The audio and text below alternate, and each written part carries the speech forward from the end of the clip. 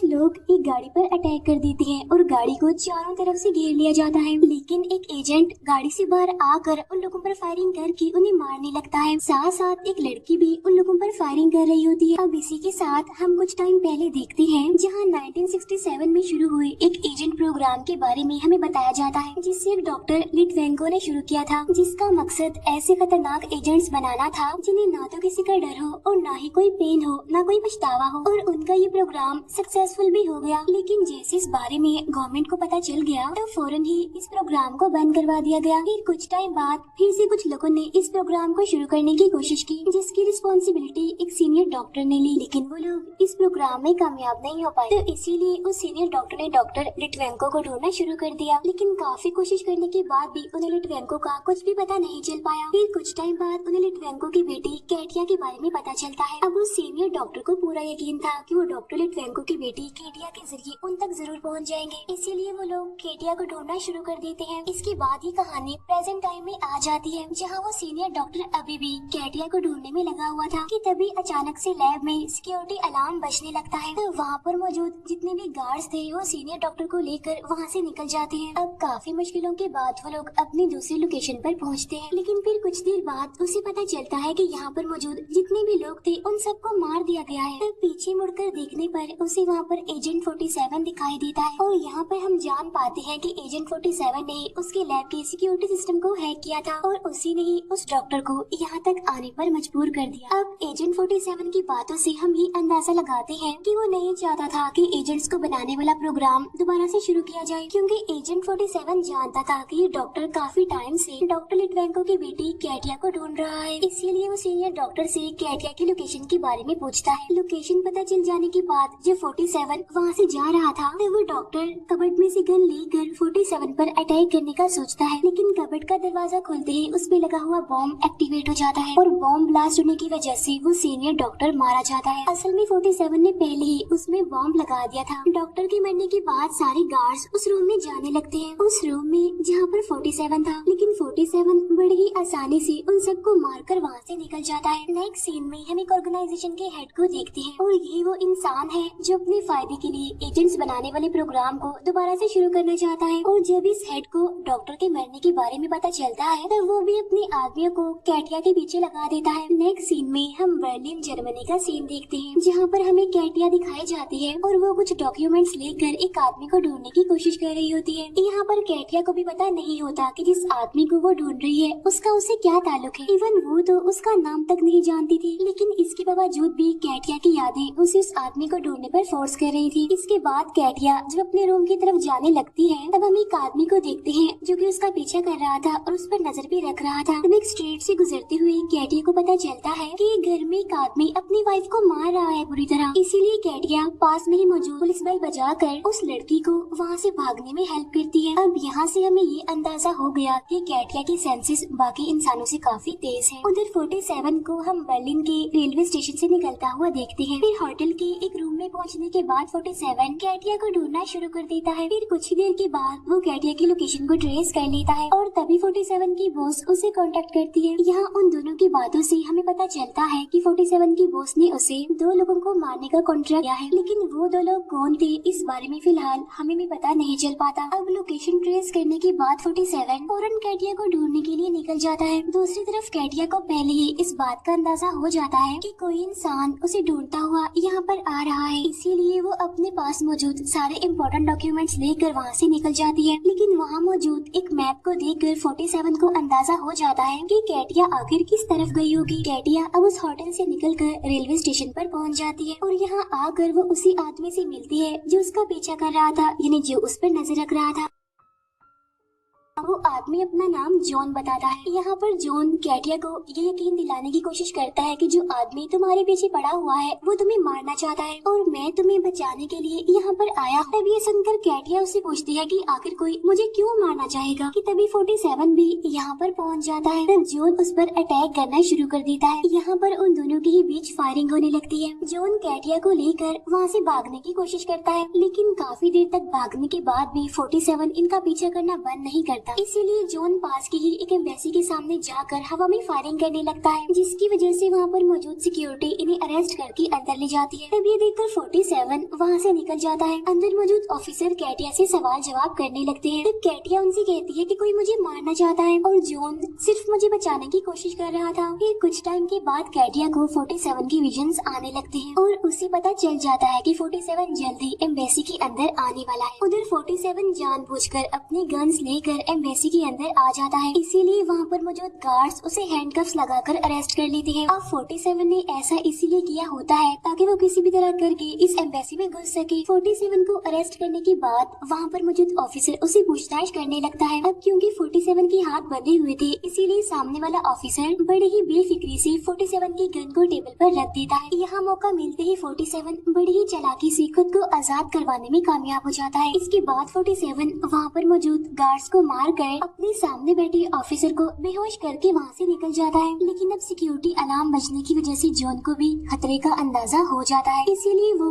Time waste किए बगैर CATIA को लेकर वहाँ से निकल जाता है। जॉन पुलिस की गाड़ी में बैठकर वहाँ से निकलने की कोशिश करता है। उधर 47 को हम सीढ़ियाँ चढ़ते हुए देखते हैं। उधर गाड़ी में कैटिया के पूछने पर जॉन उसे बताता है कि जिस आदमी को तुम ढूंढ रही हो उसका नाम लिटवेंको है और वो आदमी कोई और नहीं बल्कि तुम्हारे फादर है। जॉन उसे बताता है कि काफी सालों पहले तुम्हारे फादर ने एक प्रोग्राम शुरू किया था जिसमें उन्होंने ऐसे खतरनाक एजेंट्स या फिर कहीं के किलर तैयार किए थे जिन्हें ना तो डर लगता है और ना ही कोई दर्द होता है। वो ये भी बताता है कि कुछ लोग फिर से इस प्रोग्राम को शुरू करना चाहते हैं और सिर्फ तुम्हारे फादर ही हैं जो उन लोगों को रोक सकते हैं और वो लोग तुम्हारे जरिए तुम्हारे फादर तक पहुंचना चाहते हैं और यही वजह है कि वो आदमी तुम्हारे पीछे पड़ा हुआ है। उधर हम देखते हैं कि 47 अब तक बिल्डिंग के टेरेस पर पहुंच गया था और वो काफी दूर से इनकी गाड़ी पर शूट कर देता है और उस गोली की वजह से कैटिया इंजर्ड हो जाती है। नेक्स्ट सीन में हम होटल रूम का सीन देखते हैं और जॉन की बातों से कैटिया को पता चलता है कि एजेंट्स की तरह कैटिया के फादर ने उस पर भी कुछ एक्सपेरिमेंट्स किए थे और यही वजह है कि कैटिया के सेंसेस आम इंसानों की निस्बत काफी तेज है। उसे पहले ही आने वाले खतरों के बारे में पता चल जाता है। फिर कैटिया जॉन से अपने फादर के बारे में पूछने लगती है ताकि वो 47 से पहले अपने फादर तक पहुंच जाए। इसी दौरान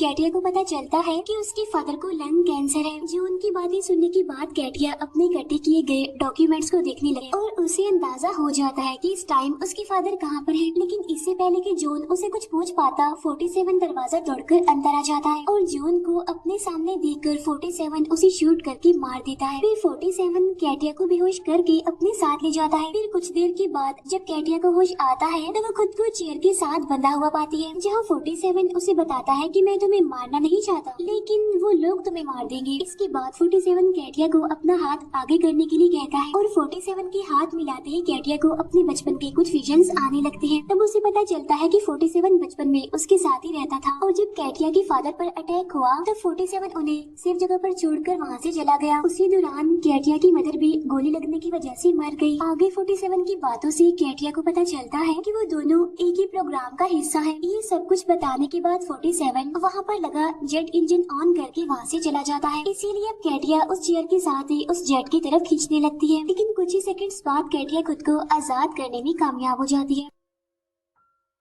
बाहर निकलने के बाद कैटिया को 47 की बातों से पता चलता है कि उसे भी 47 की तरह खतरों से बचने के लिए प्रोग्राम किया गया है।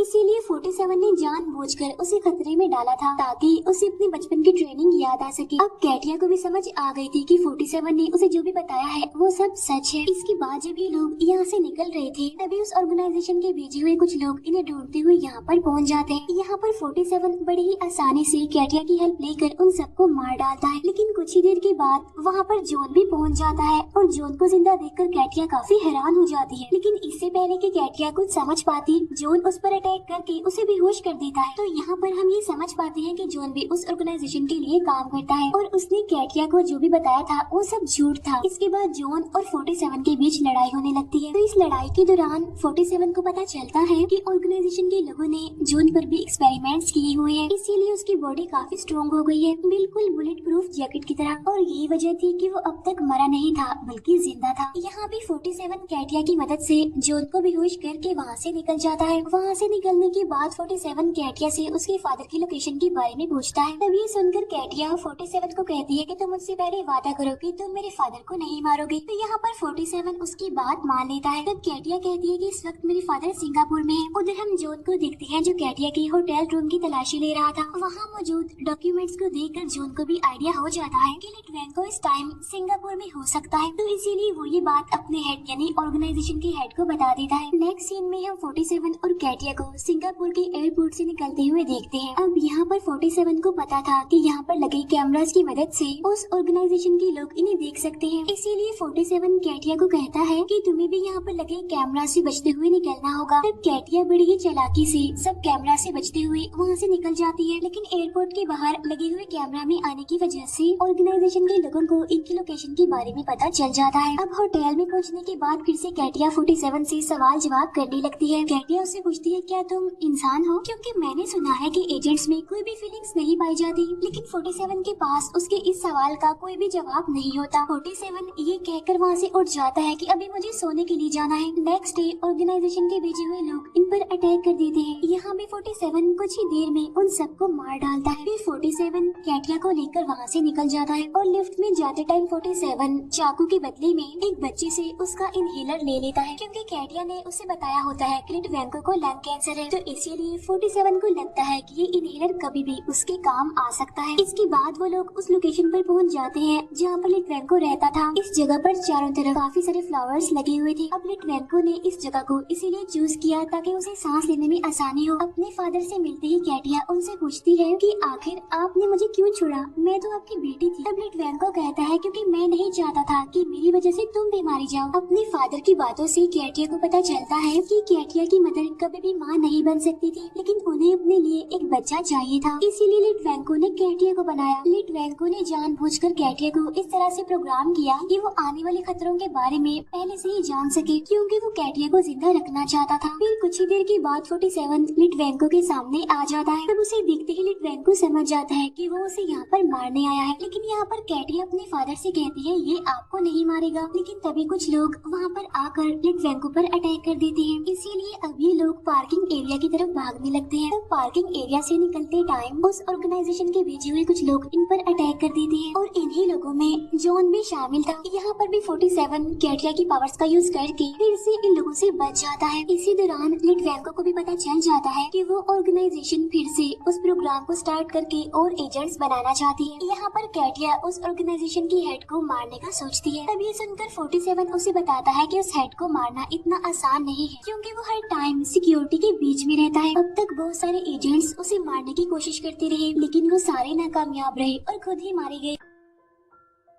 पार्किंग एरिया से निकलने के बाद फिर से कुछ लोग उन लोगों पर अटैक कर देते हैं। वो लोग चारों तरफ से इनकी गाड़ी को घेर लेते हैं। तो इसीलिए 47 गाड़ी से बाहर निकलकर उन पर फायरिंग करने लगता है। तब कैटिया भी उन पर फायरिंग करते हुए अपने फादर को वहाँ से लेकर निकल जाती है। लेकिन लिटवेंको की टांग में गोली लगने की वजह से वो यहाँ से नहीं भाग पाता। इसीलिए 47 कैटिया को लिटवेंको से दूर करने लगता है। इसी दौरान हम 47 को लिटवेंको के पॉकेट में वो इनहेलर डालते हुए देखते हैं जो उसने लिफ्ट में एक बच्चे से लिया था नाइफ के बदले। 47 और कैटिया के वहाँ से निकलने के बाद जॉन लिटवेंको को पकड़कर अपनी ऑर्गेनाइजेशन में ले जाता है। लेकिन कैटिया अभी भी अपने फादर के पास जाने की जिद करती है। इसीलिए 47 उसे बेहोश कर देता है। अपनी लोकेशन पर ले जाने के बाद जॉन लिटवेंको से उस प्रोग्राम को स्टार्ट करने की प्रोसीजर के बारे में पूछता है, लेकिन काफी टॉर्चर करने के बावजूद भी लिटवेंको उसे कुछ भी नहीं बताता। इसी दौरान हम 47 को ही पास की बिल्डिंग से ही उन दोनों की बातें सुनते हुए देखते हैं। असल में 47 ने उस इनहेलर में ट्रैकर लगा दिया था और उस ट्रैकर की मदद से उसने लिटवेंको की लोकेशन ट्रेस कर ली। फिर कुछ देर के बाद जॉन का हेड लिटवेंको से पूछताछ करने के लिए वहाँ पर आ जाता है। यहाँ वो हेड लिटवेंको को उसकी बेटी की जान की धमकी देकर उसे डराने की कोशिश करता है, लेकिन तभी उसे 47 की आवाज सुनाई देती है। अब तक 47 ने भी वहाँ के सिक्योरिटी सिस्टम को हैक कर लिया था। तभी उन्हें अपनी बिल्डिंग के पास एक चॉपर उड़ता हुआ दिखाई देता है। अभी तक उस ऑर्गेनाइजेशन के लोगों को भी ये बात पता नहीं थी कि लिटवेंको की बेटी कैटिया भी प्रोग्राम की गई थी, जो कि अब तक का सबसे एडवांस्ड वर्जन है। लेकिन अब 47 उन्हें ये बात बता देता है। वो ये भी बताता है कि एजेंट्स बनने का सीक्रेट उसके डीएनए में छुपा हुआ है। तो 47 उन लोगों से कहता है कि मैं तुम्हें कैटिया को दूंगा, लेकिन उसके बदले में तुम्हें मुझे लिटवेंको को देना पड़ेगा। अब 47 ऐसा इसीलिए कर रहा था क्योंकि उसे अपना कॉन्ट्रैक्ट पूरा करने के लिए लिटवेंको की जरूरत थी। अब तक कैटिया भी होश में आ चुकी थी, जिसे 47 ने बेहोश कर दिया था। तब 47 की बातें सुनकर वो बहुत ज्यादा गुस्सा करने लगती है, लेकिन जैसे ही कैटिया बिल्डिंग में मौजूद अपने फादर को देखती है तो वो चॉपर को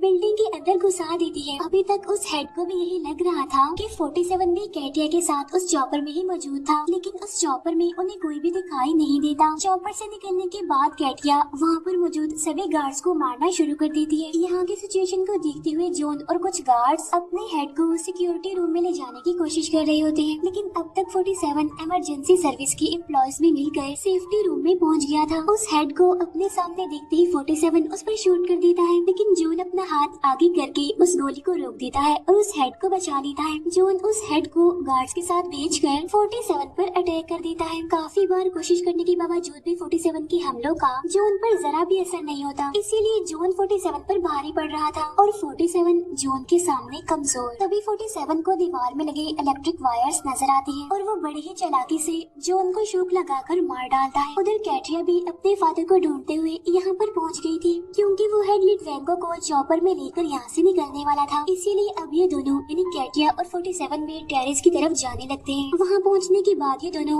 वहाँ पर मौजूद सभी गार्ड्स को मारने लगते हैं, लेकिन काफी कोशिश करने के बावजूद भी ये उस हेड को नहीं रोक पाते, क्योंकि वो हेड लिटवेंको को यहाँ से लेकर निकल चुका था। इसी दौरान जब एक गार्ड कैट्रिया की तरफ शूट करता है तो 47 सामने आकर उस हमले को खुद पर ले लेता है। फिर उस गार्ड को मारने के बाद 47 भी उस चॉपर की तरफ देखने लगता है। उधर चॉपर में बैठा लिटवेंको अपने हाथ में मौजूद उस इनहेलर को देखने लगता है। वो जानता था कि 47 ने किसी वजह से उसे ये इनहेलर दिया था। वो ये भी जानता था कि अगर ये हेड बच गया तो वो दोबारा से कैटिया को ढूंढने की कोशिश करेगा। इसीलिए लिटवेंको उस इनहेलर को प्रेस कर देता है, जिसकी वजह से एक काफी बड़ी ब्लास्ट के साथ वो पूरा चॉपर तबाह हो जाता है। और तभी 47 के पास उसकी बॉस की कॉल आती है। तो 47 अपनी बॉस को बताता है कि लिटवेंको मारा गया है। तब इसके बाद 47 की बॉस उसके दूसरे टारगेट के बारे में पूछने लगती है, लेकिन 47 उसकी बात का जवाब दिए बगैर अपना मोबाइल बिल्डिंग से नीचे फेंक देता है। तो यहाँ पर हम ये जान पाते हैं कि 47 के दूसरे टारगेट वो यूं नहीं बल्कि कैटिया थी, लेकिन 47 ने उसे मारने का डिसीजन बदल दिया था। यहाँ पर कैटिया को भी समझ आ जाती है कि 47 ने अपना कॉन्ट्रैक्ट पूरा करने के लिए उसे यूज किया। तो 47 उसे बताता है कि मैंने ये जानबूझकर नहीं किया, बल्कि प्रोग्राम को रोकने के लिए ऐसा करना जरूरी था। इसके बाद ये दोनों लिफ्ट की तरफ जाने लगते हैं, जहाँ पर 47 कैटिया को बताता है कि ये पूरी बिल्डिंग ही हाईली ट्रेंड सोल्जर से भरी हुई है, जिस पर कैटिया उसे कहती है कि नहीं तुम गलत हो,